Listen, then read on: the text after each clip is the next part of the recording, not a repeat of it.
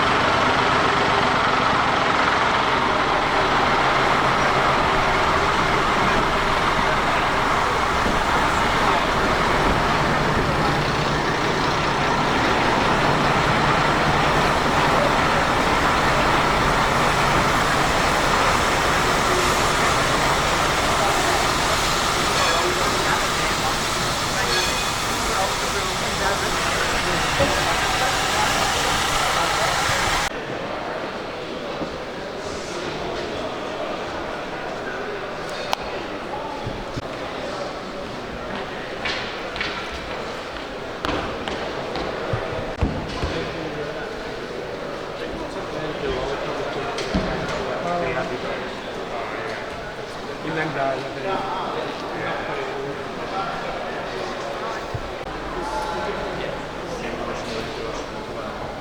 But I've also got weight fees, you see.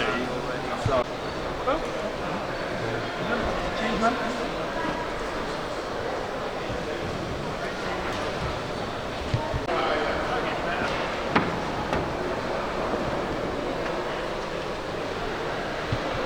Dick listening to Gala.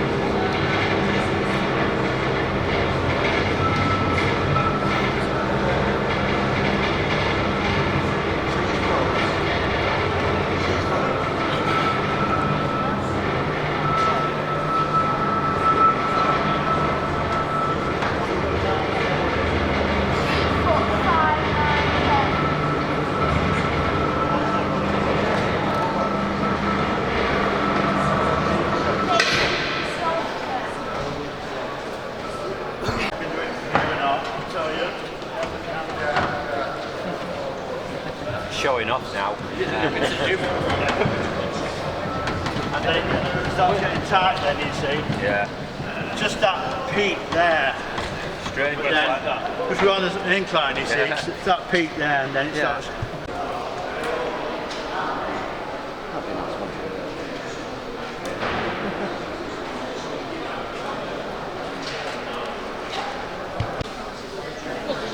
do. Yeah.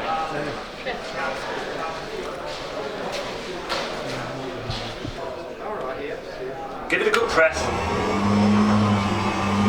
They're not in the same position at the same time, are they? And same down there. They're out of phase by about 40 degrees. That's a ninth of a complete cycle if you do your maths.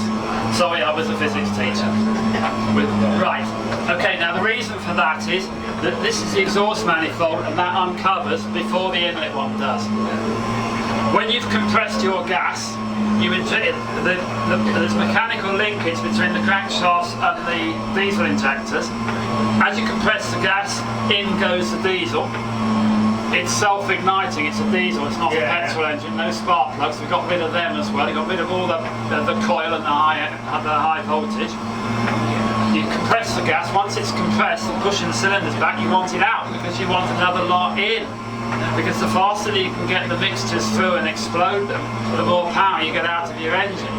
So you suck it out with a blower, you pump it in with a mechanical turbocharger, and obviously you want it out before this comes in. Added to that, it's a uniflow engine. It's naturally uniflow. It comes in, it goes right, it goes out. You think of a conventional engine, draw it down, push it up, explode it, and then you've got to take your power stroke, you've then got to push it back up. You've got to have 4 strokes for every power stroke. You've got to draw it in and push it out. Here, in, explode, out, uniflow. So you can see that all these things are taking away weight and making it more efficient. So these units, have you ever seen a Saucer diesel engine? Yeah. If you ever go to the Gloucestershire Warwickshire steam rail where they've got a couple out on bogey well wagons with tarpaulins over them, they are huge. They're about 10 feet long, 8 feet high. None of the peaks have to be so big. Yeah, well that's why, because they've got one of those in. They're only 2,500 horsepower, right? The 44s were only 2,300 horsepower. They're so heavy that, like the Class 40s, they had to have 4 axles per bogie. Yeah. The 4th one wasn't powered. It was 1 Coco 1, if you understand that. Yeah. Right? And that was to keep the axle weight down. After the Hillingdon disaster, look on the internet, it's still the worst disaster in this country in terms of fatalities. British Rail had a 20-ton axle weight limit. Do you know anything about August Sidley's Kestrel, the 4,000 horsepower prototype that was tried in the late 60s? Oh, that thing. Yeah, that is the reason that British Rail wouldn't accept it. It was as good as a Deltic. It was tried out on a Deltic time plan, but it was too heavy. British Rail refused. It was sold to Russia. Never came, it got broken up somewhere in the end. That's one of the reasons that along with that going, the Falcon going and loads of others go. DP2 was wrecked. Yeah. DP2 was the 18th body off the production line of these. Oh, yeah. Because there's rumours they were going to do 23. You know the history of DP2? Yeah, the prototype for the Class 50. Yeah, they took one of these off. They took one of these bodies off, they modified it because they had a different engine. It was one of their own 2,700 English electric diesels. Obviously the sides had to be, they changed where the radiators and everything were for the coolant and for the oil. Highly successful. It was smashed up, it ran in at full speed to a derailed cement train from Margate up north, going up north. You know where the 4 track parts of the ECML are? Between York and Thirsk? Yes, it was roughly near Thirsk. Okay. Hit it at 80 miles an hour. It was badly damaged. The driver, because the cabs are high, I think the driver was uninjured. But it probably, if it was a production locomotive, it probably could have been repaired. But it had done its job. Put your key in. You've got engine only. Now you can start your engines. Once you've been inside the engine room and you've primed all the bodily fluids. So your oil, you've got to prime. You've got to get on your hands and knees and prime the oil pump. Same with the coolant. You've got to prime the coolant up. The fuel pump is a button inside the engine room. Just press the button and it primes. Same sort of button as that, but it's in the engine room. So ETH on a Deltic is a bit hit and miss, shall we say.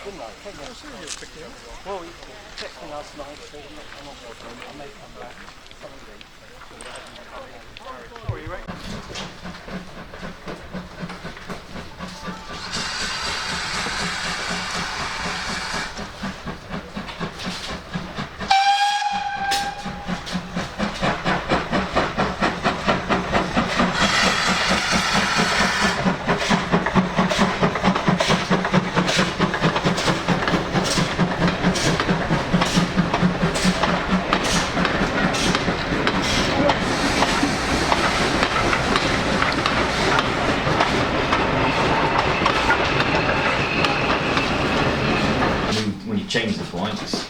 The white levers again being spare ones and out of use. And finally the red ones for signals and the yellow one for the distance signal from the cake.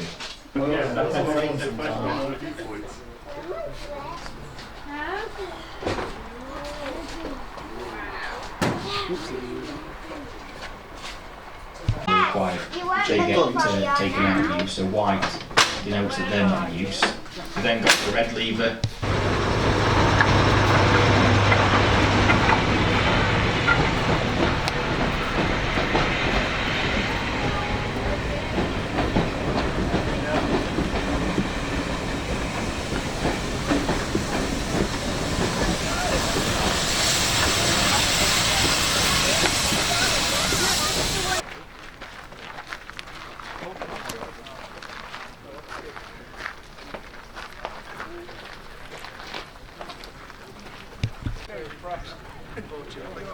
There it is again, look now, no problem. Right, name it next.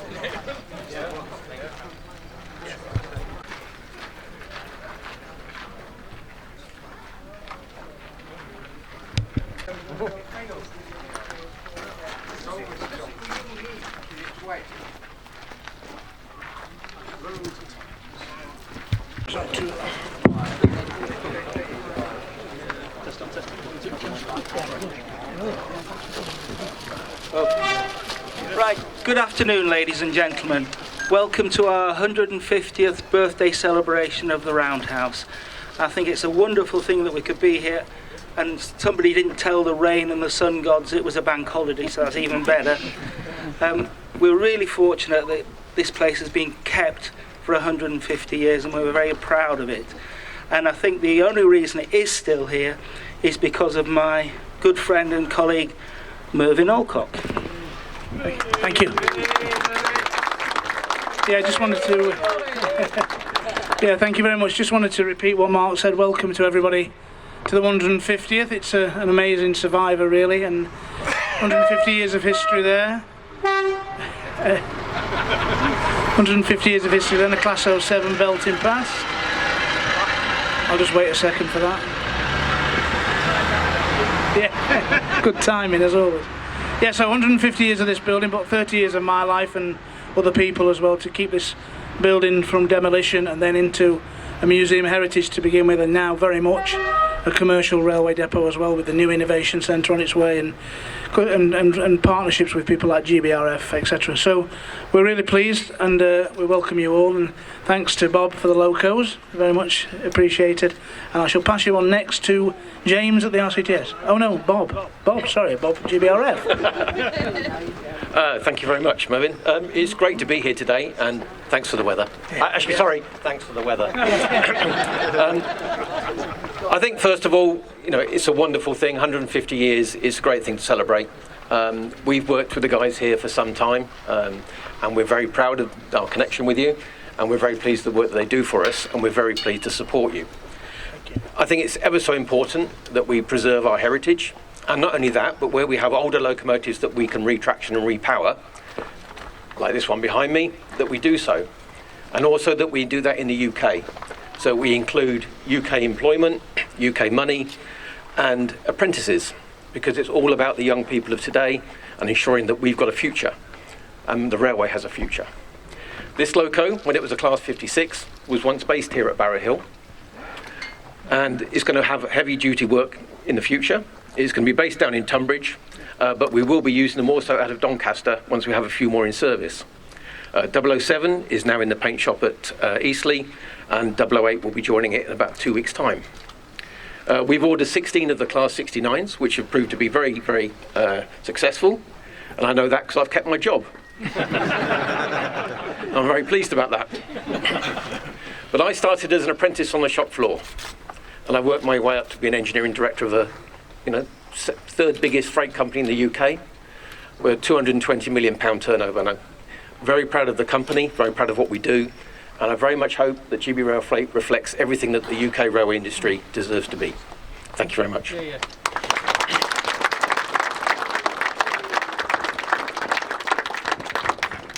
Thank you, Bob. Apologies for the notes, but I've got a few people to thank for making this a very special day. So thank you for that insight into the Class 69 project. Welcome to the RCTS Special Members Day here at Barrow Hill, to all those RCTS members who have made their way here today, and to those of you who may have joined the Society yesterday and today taking advantage of our special offer. Welcome to you all, because you're making this event very, very special. The roots of this day first began to see light in the early days of this year. The Strategy Governance Group, which I chair, were charged always with an ongoing responsibility to recruit new members and to grow the Society's membership base by holding initiatives and targeting events such as this one. After we organised the loan of the footballer nameplates, which were officially unveiled this morning, and that of London North Western's Sirocco plate, which you can see in the cafeteria, our nameplate administrator, David Cross, agreed in principle with both Barrow Hill and GB Rail Freight to have a special RCTS Members' Day within this wonderful gala to celebrate their 150th anniversary of the roundhouse being built. And that idea, just like Topsy, has grown into the culmination that you're seeing and witnessing and being part of today.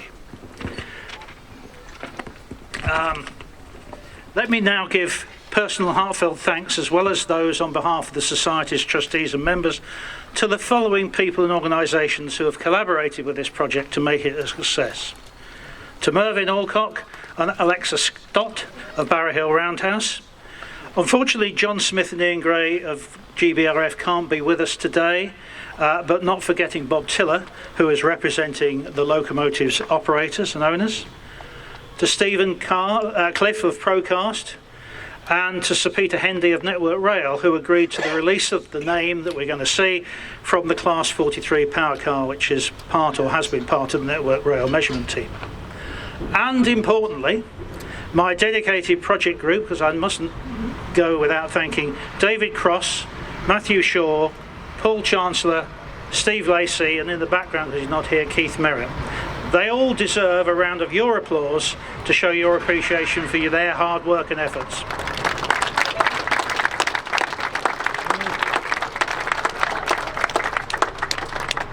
Thank you for that. Our society was formed in 1928 by Les Lappers and Aubrey Broad, and first met, I'm told, in a garden shed somewhere in Cheltenham. We're not quite as old as Barrow Hill, and obviously won't catch up, but we do celebrate our own centenary in 6 years' time. Who knows, but we could be organising a replica rail tour of the Society's first, which happened on the 11th of September 1938, when GNR Stirling Single No. 1 pulled the RCTS inaugural tour from King's Cross to Peterborough. If we run a replica, I'm not quite sure we can expect No. 1 to run at the same line speed as the Zoomers, however. Zoomers are awful. In the early days of the Society, and for decades afterwards, there was no communication platforms as we are used to today. No internet, no computers, no television, and for many, not even the telephone. Social media was the letterpost, and that was the only conceivable method of staying in touch with members and keeping them up to date with news about the then current railway, so you can see how the word correspondence became incorporated into our title.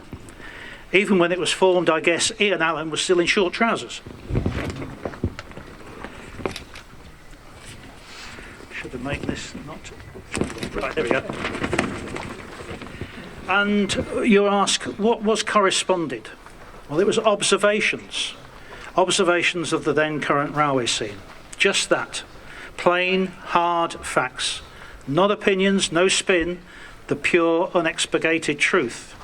So much so that down the years, RCTS have acquired and gained the reputation that what was reported in our monthly magazine, the Railway Observer, became a byword for accuracy, the go-to reference source of observations noted by our members on that current railway scene. If you read any of the enthusiast magazines that cover the backstory of railways, in many, many articles you will find mention of RCTS tours and certainly references and citations to the source material published in our magazine. We continue to report observations to this very day, and the naming of this Class 69 will also feature in the October edition of our magazine, The Railway Observer. Hence the name and the pride in which our membership celebrates this aspect of our society's heritage and reputation. This will be the fourth locomotive to carry the illustrious name, and very briefly you can find lots more on our website, but it started in 1994 with 37890, which is a BR Rail Freight Petroleum Sector loco, which was christened at Hither Green. The 37 eventually moved to France, and the baton, if you like, was passed to 60001, an EWS loco, named at Towton on the 23rd of February 2001. Unfortunately, problems with the Class 60s saw our loco, along with lots of others, moved into store. Network Rail were approached by a group of members, and at Derby in June 2014, a Class 43 power car 43014 was named, and this power car eventually formed part of the rail measurement train. More latterly, this too has ended up in store, so we hope we've broken this mould of not lasting very long with this Class 69 today, Bob. I look forward to many, many years of visibility around the network, not only on infrastructure movements, but also on charters and other open days. I'm sure the Society's members will duly observe these movements, and which will be reported accurately in the Railway Observer magazine. With one final monumental vote of thanks to GB Rail Freight, I would now like to ask the Society's President, Canon Brian Arman, to perform the naming, and whilst the naming won't come as a complete surprise, I'm sure, you can applaud and cheer. They will be proper and definitely not out of place. Thank you very much. It's a real privilege to do this, but very briefly, before I do, a couple of things. Firstly, to thank the gentlemen on my left who have, between them, made this possible.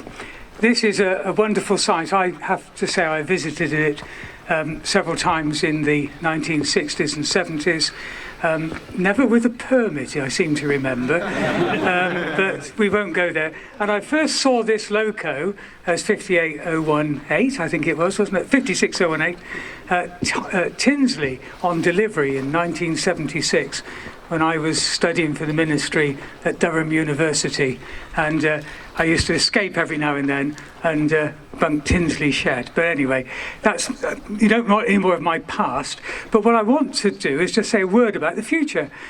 What's been truly wonderful today is seeing the number of very young and less young, but nonetheless very active people here today.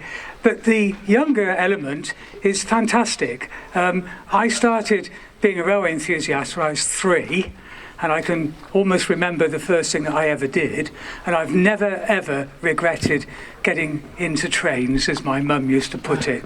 So keep up the good work, everybody. And what I'd like the children and the young people to do, if you would, is count with me as I fall over the rails here, as we pull the wire, as it were.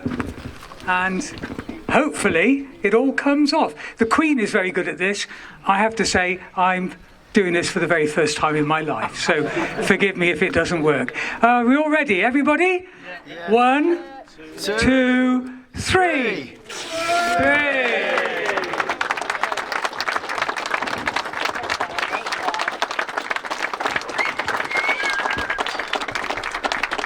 I must say that is a wonderful thing to see and a great debt is owed to everybody who has made this day possible. So thank you all very, very much.